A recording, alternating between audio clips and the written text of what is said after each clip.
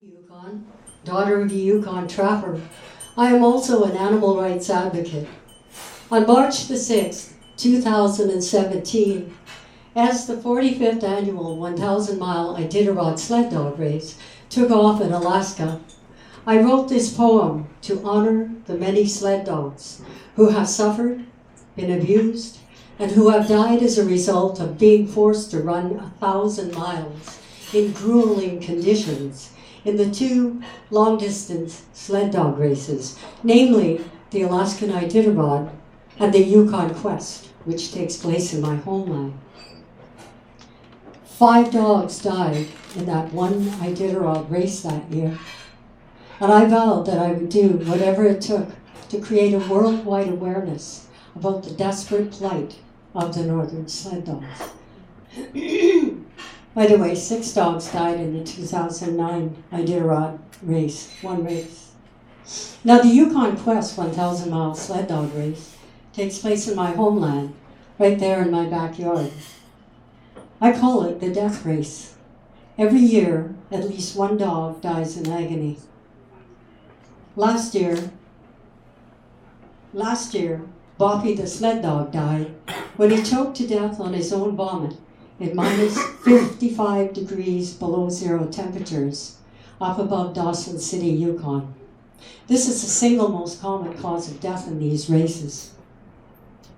This year, on February the 11th, 2019, another 5-year-old sled dog named Joker died the same way. One year, 4 dogs died in the Yukon Quest. And every year I have to ask myself, how many dogs will die this year? They take off right out of Whitehorse. Well, I posted an article on my website titled The Painful Truth About Long-Distance Sled Dog Racing to expose some of the truth about the horror that these animals face. Now, the mushers will tell you they love their dogs, but their actions prove otherwise. And what the media shows versus what the reality is are two different things. In reality, the dogs are often run to death and most often maimed for life. They actually suffer PTSD. And when no longer deemed useful, they are often culled, which is a polite way of saying killed, shot, throat slit, drowned. Believe me, northern sled dogs are some of the most abused animals in the world. When they're not being run to death, most sled dogs spend their lives on the end of a chain. We are the stewards of the creatures with whom we share this planet, and it's up to us to honor, to respect, and to protect them. I share the following poem to give a voice to the many defenseless sled dogs who continue to be exploited, abused, and forced to spend their lives tethered on a 4-foot chain 24/7.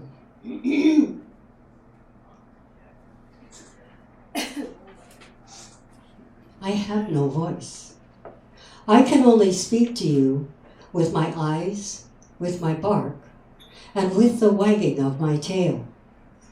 If I could talk to you, I would tell you that I worship you, and that my only wish is to be with you, to be loved and adored, and to be wanted for who I am. I would tell you I am a living, breathing being, much like you, that feels love and joy and pain. And if I could only speak to you in words, I would tell you all these things. I would tell you I am here to do your bidding, even if that means running 1,000 miles in a brutal race I didn't choose to run, even if it means I might suffer and die. For you are my world, my greatest joy, and I only live to please you. I would protect you with my life if you asked me to.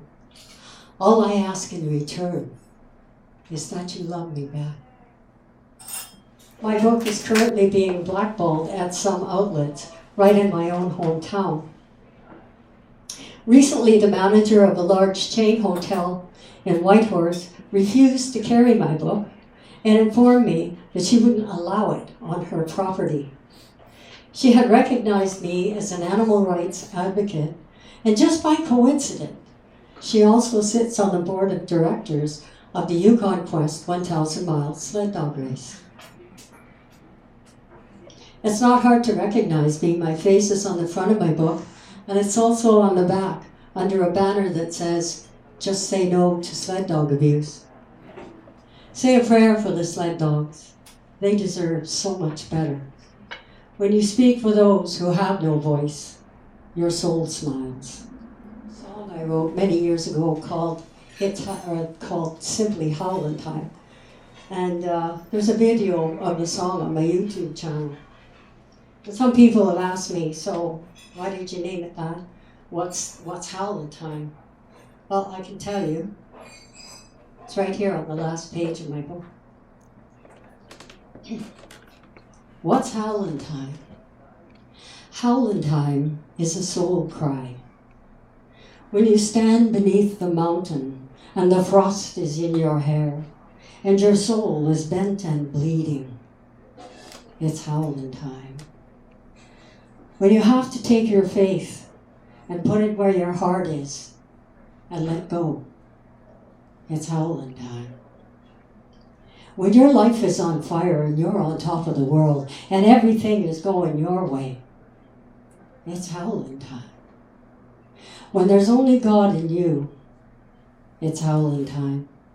Sometimes you just have to get your howl on.